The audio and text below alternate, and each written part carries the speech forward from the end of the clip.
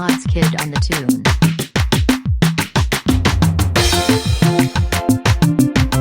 Hey, my people, how na day? This is Junior again from Joanna Bakes and Creams.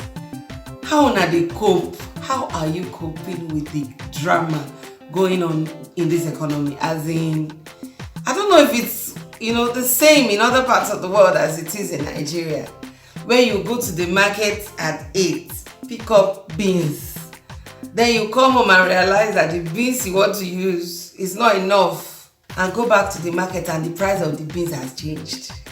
Now, so the drama dey for our side, that's how dramatic it is here. So anyway, let's go into our topic for today: affordable flours that you can get, how they're processed, some of their health benefits, and what they're used for.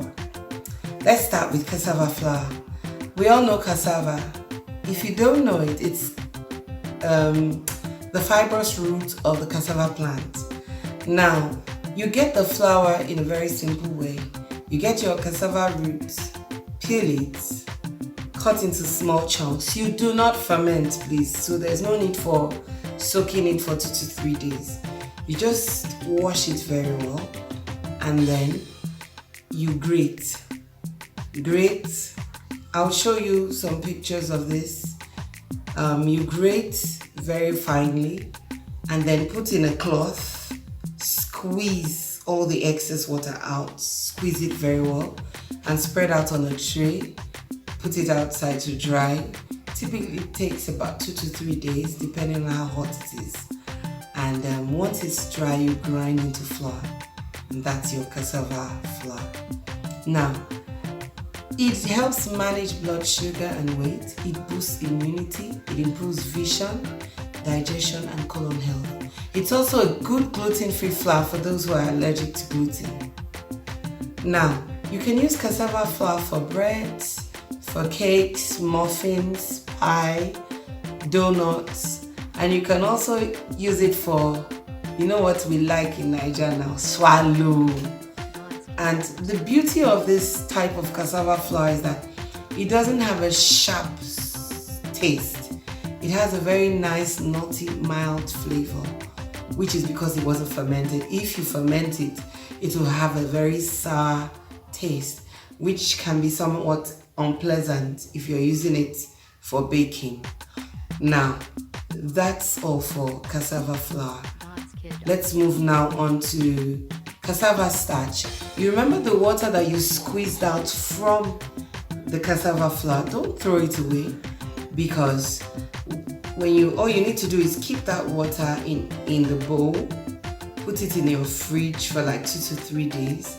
At the end of the 3 days, gently pour out the water that is settled on top, and you'll find all the starch at the bottom of the bowl. Now, that starch, you dry it, put it out to dry. You can use it as a binder for your soups, for some of your baked goods. So for example, if you're doing a gluten-free flour combination, let's say you're using rice flour, millet flour, that cassava starch can act as a binder so that what you bake doesn't come out all crumbly. So there's no part wasted in the cassava. Now let's move on to the next. Up next, we have corn flour, or cornmeal as it's called in some other countries. This is basically made by grinding your dried corn kernels into powder. Now, if it's coarse, it can be used for polenta. If it's smooth, you can use it for baking, for pancakes, for bread, for cookies, muffins.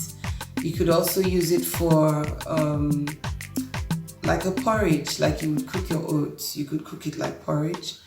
So it's very versatile. It's also used for infant foods, biscuits, and swallow again. Now, cornmeal is called cornmeal in the UK. It's what is referred to as corn flour in the US, whilst the starch of the corn is called corn flour in the UK and cornstarch in the US. So it's important to know the difference. Now, it's very rich in protein, fiber, carbohydrates, potassium, and starch. Now, it has a high starch content, so it's important to use it in nutrition. But it's very affordable and good to use. And it's very tasty.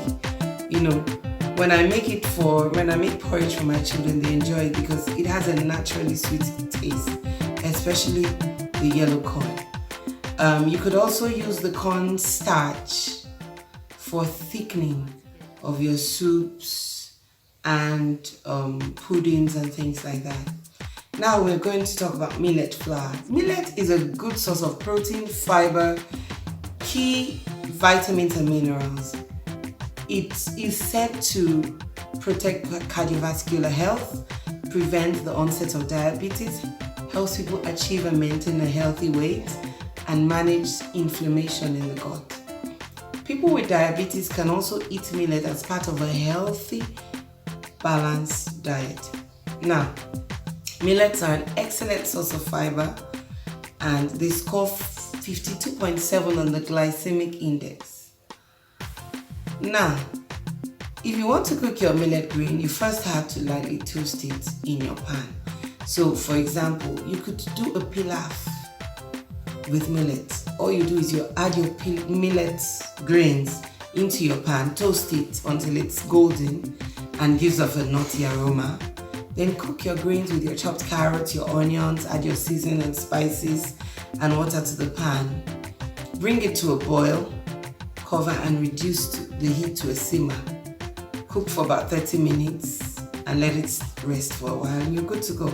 That's if you're doing a pilaf. But today we're actually talking about the flour. You know, a lot of us don't know that some of these things that we find in the market can be used for so many things. And we're all complaining about the price of rice. Rice is very expensive in Nigeria right now, but rice is not the only thing that you can eat. Now, to get your millet flour, you simply wash and dry your millet and then grind to a fine flour. I showed us in the previous video when we did gluten-free pancakes. Now, it can be used for pancakes, bread, swallow, cakes, muffins. It's a versatile ingredient, though it's always advisable to pair it with another flour, like maybe rice flour, corn flour recipes, because it has a mild bitter aftertaste. So using another flour with it, you know, will take care of that aftertaste. And you could also make a breakfast cereal. How is a breakfast cereal made? You have your millet flour, you combine it with your corn flour. You can combine that with your cassava flour or any other flour.